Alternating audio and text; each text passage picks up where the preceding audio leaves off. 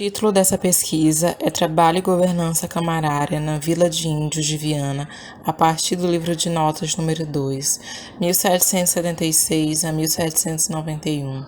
Eu sou a bolsista Maiara Silva Ferreira e minha orientadora é a professora doutora Soraya Salles Dornelles.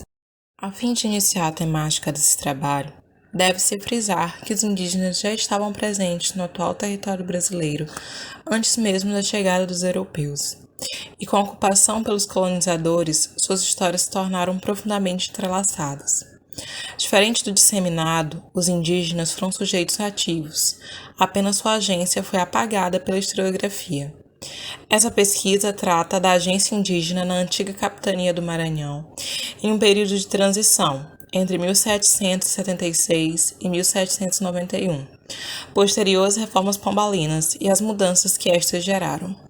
Esse trabalho teve como objetivo geral investigar a presença de indígenas no cotidiano da administração pública da Vila de Viana, a partir do livro de notas número 2, 1776 a 1791, e como objetivos específicos investigar a presença de indígenas nas fontes cartoriais, analisar o papel dos indígenas na documentação cartorial e dialogar com produções escritas e outros pesquisadores sobre a atuação dos indígenas como sujeitos históricos no contexto nacional. A metodologia utilizada foi pesquisa documental e pesquisa bibliográfica.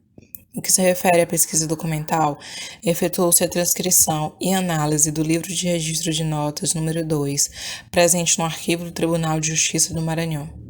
Este livro é um documento manuscrito do final do século XVIII. Do que se refere à pesquisa bibliográfica, foram sugeridos textos que tratem da temática indígena, principalmente sobre a perspectiva da nova história indígena. Durante o desenvolvimento desta pesquisa, foi possível aferir alguns resultados. Entre eles, pode-se destacar a presença dos corpos militares, que atuavam na estrutura burocrática colonial, principalmente após a expulsão dos jesuítas. Sua presença se deve ao fato de que a Vila de Viana, na capitania do Maranhão, estava localizada em uma região de fronteira, e o território deveria ser garantido para a coroa portuguesa. Outra temática que aparece na documentação é a Companhia Geral de Comércio, que deveria fomentar a indústria e o comércio no Grão-Pará e Maranhão, mas que parece ter causado um aumento nas taxas de endividamento.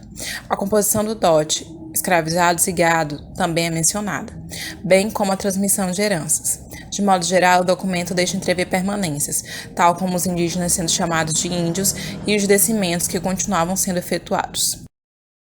Pesquisar história não é apenas estudar um passado, mas uma memória que restou dele. No Brasil, essa memória, por muito tempo, parecia dizer respeito apenas sobre a atuação do colonizador.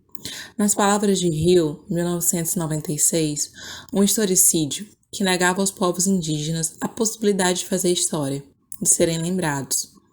Pesquisas como esta buscam auxiliar na visibilidade indígena, demonstrando que eles sempre foram atuantes. Sua agência apenas foi apagada.